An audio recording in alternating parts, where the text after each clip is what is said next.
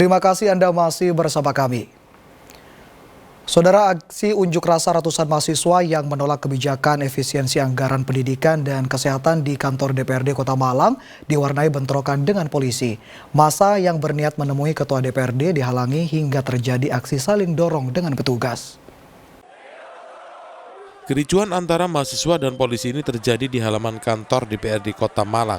Setelah berhasil menerobos masuk halaman, massa menuntut bertemu dengan wakil rakyat. Aksi unjuk rasa ini juga diwarnai bakar ban sebelum massa merangsek masuk ke halaman gedung DPRD Kota Malang. Massa bisa tenang setelah ditemui pimpinan DPRD Kota Malang. Ratusan massa yang tergabung dalam aliansi masyarakat sipil Malang Raya berunjuk rasa menolak Perpres nomor 1 tahun 2025.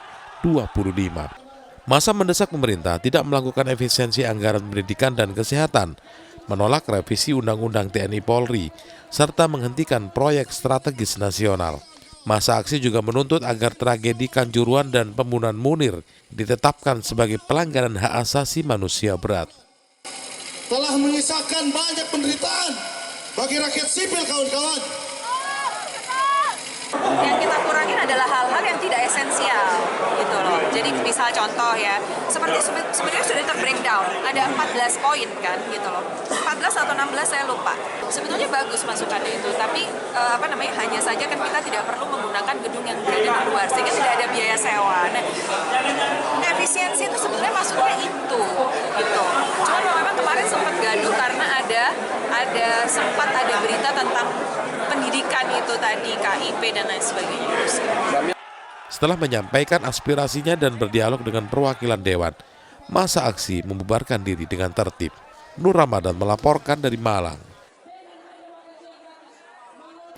Saudara, wabah penyakit mulut dan kuku atau PMK masih mengancam para peternak sapi. Di Sidoarjo, 2 sapi milik peternak mati dan belasan lainnya terserang PMK. Kini peternak berharap ada bantuan vaksin PMK dari pemerintah sebab vaksin secara mandiri harganya cukup mahal. Peternakan sapi milik Saifullah, warga Kecamatan Sukodono, Kabupaten Sidoarjo, kondisinya memprihatinkan akibat sapi-sapi miliknya terserang virus penyakit mulut dan kuku atau PMK.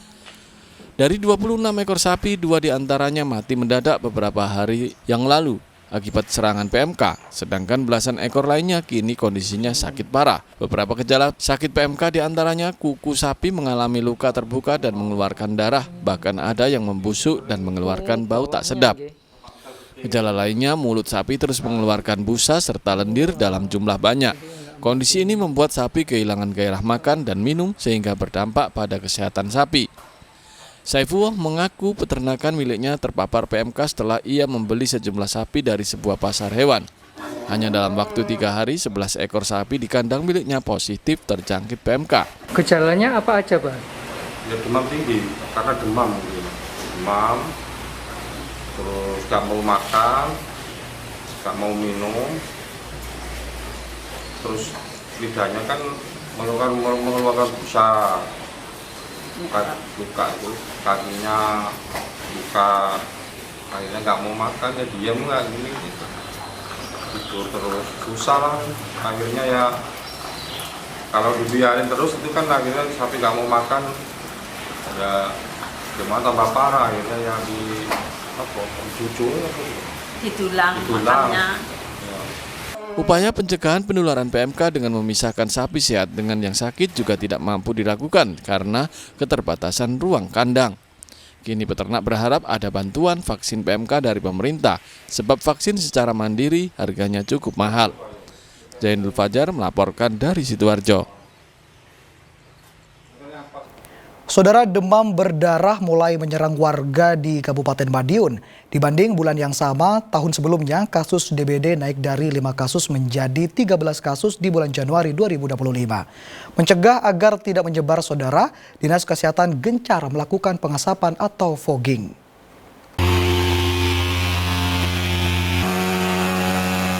Penyemprotan asap atau fogging ini dilakukan di Kelurahan Munggut, Kecamatan Wungu, Kabupaten Madiun.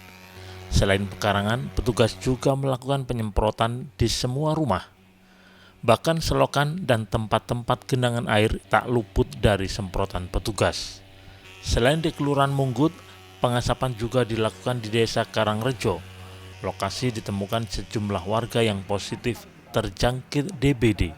Gejala awalnya badannya panas terus, sudah tak periksanya kayak dokternya masih panas. Terus rasanya badannya nggak enak, pegel-pegel semua katanya. Kan soalnya panasnya nggak turun. Kalau nggak turun tak bawa ke rumah sakit. Terus di sana ternyata panasnya masih tinggi 39. Terus suruh ngamar aja gitu. Soalnya sing satu ini juga sudah panas, tapi sudah tak dibawa sarana medika, terus trombositnya turun. Menurut petugas dari Puskesmas Wungu, di awal tahun 2025 ini sudah ada 13 kasus. Jumlah itu meningkat dibanding tahun sebelumnya yang hanya 5 kasus. Ada 13 kasus. Dan untuk saat ini yang di voting ini di Munggut ada 2 kasus yang terlaporkan. Sehingga kita lakukan untuk pencegahannya voting. Walau sebelumnya nanti harus diimbangi dengan PSN, masyarakat harus sadar untuk PSN untuk memutus perkembangbiakan yang Memutus mata rantai penyebaran DBD, masyarakat diimbau selalu menjaga pola hidup bersih dan aktif memberantas sarang nyamuk, yaitu rutin membersihkan bak mandi, selokan, hingga tempat penampungan air. Dirgo Suyono melaporkan dari Madiun.